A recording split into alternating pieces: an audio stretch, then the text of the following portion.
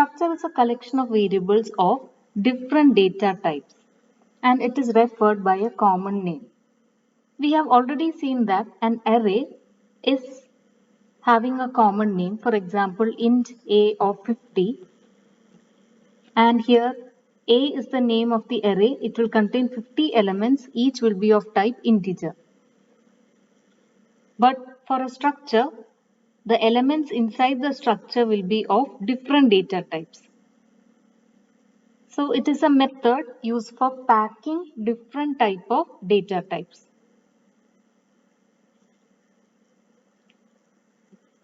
So let's see an example.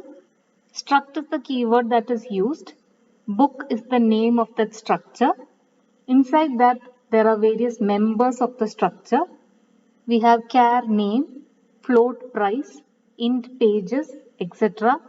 And as you can see here, each one is of a different data type. It can have same data type also, that is not a problem. And then, so this is actually a user defined data type.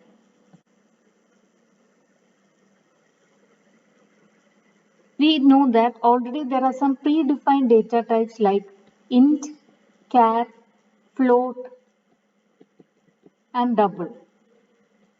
But structure is a user defined data type.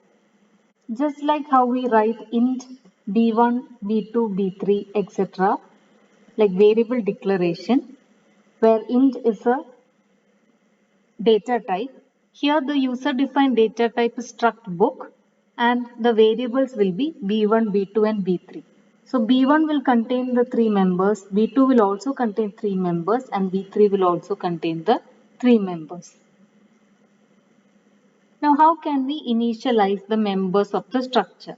If we are giving the values inside the program itself, then we can use a flower bracket, and for string we can use double quotes and the other values can be comma separated values.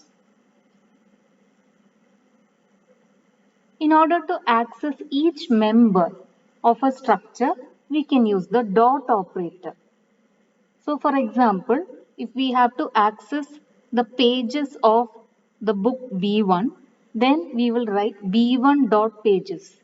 If we have to access the price of B1, then we will write B1 dot price. Or if we have to access the price of B3, then we will write B3 dot price and so on. So this dot operator is used to access various structure elements. The rest, printf, scanf, etc. is written in the same way.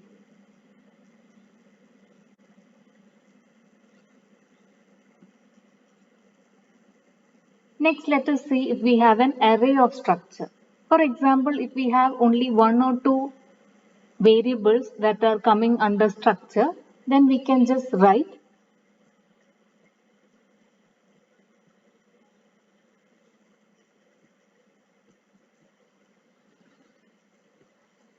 struct the name of the structure, then variable 1, variable 2, etc.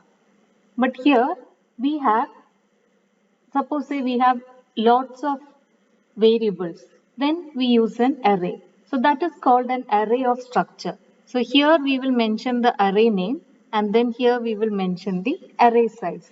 For example, if we have to store the details of all the students of a class, then the following details of every student will be stored and the students will be declared as EIE of 20, where you have 20 such elements. That is, the details of 20 such students can be stored. This is one method of doing it. Another method of doing it is struct student, then you can mention EIE of 20. So in that case, you have to write a semicolon over here.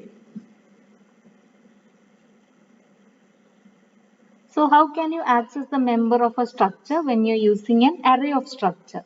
So here printf %d EIE 4 dot marks. It means the fifth member, because we know that array always starts from 0. So the fifth member's marks will be stored in EIE 4 dot marks.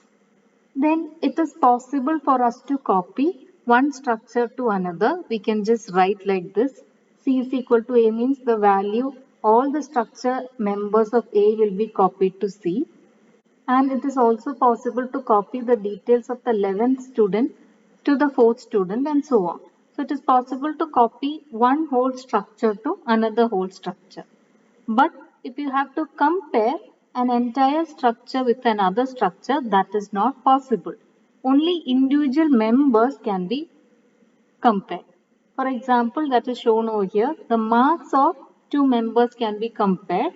You cannot compare an entire structure, like for example, if C is greater than A, that is not possible if C and A are two structures. You can only compare the members of that structure using dot operator. Now let's see an example of a structure. We have to store the details of n employees. That is name, the employee ID and salary has to be stored and we can just print those details. So first of all, we are going to declare that structure. That structure is called struct employee. So it is declared as int employee ID, character name. Name is actually a string, so we have to use an array of characters. Then we have the salary, which is also an integer value. And we are going to store that details of up to maximum, say, 50 employees. So employee is the name of the structure and EMP, that is the name of that array. Then within void main, we are going to declare a few variables. Then we are going to ask the user to enter the exact number of employees. So that will be stored in n. Then using a for loop, we are going to enter the details of each of these employees. So enter the details of percentage date employee. So up to n employees we can do that. Percentage D ampersand employee I of employee ID. Then the name, which is a string. Then we are going to scan the salary and it goes on. Since the name is a string, we need not write an ampersand over here. Then once all these details are taken, we can just print it. So for that you will require a for loop because we have got n number of employees and we are going to print their details one by one. Note the dot operator that has been used over here. So employee I, first the 0th, then the first, second, third and so on it will go on and all the details of n employees will be printed.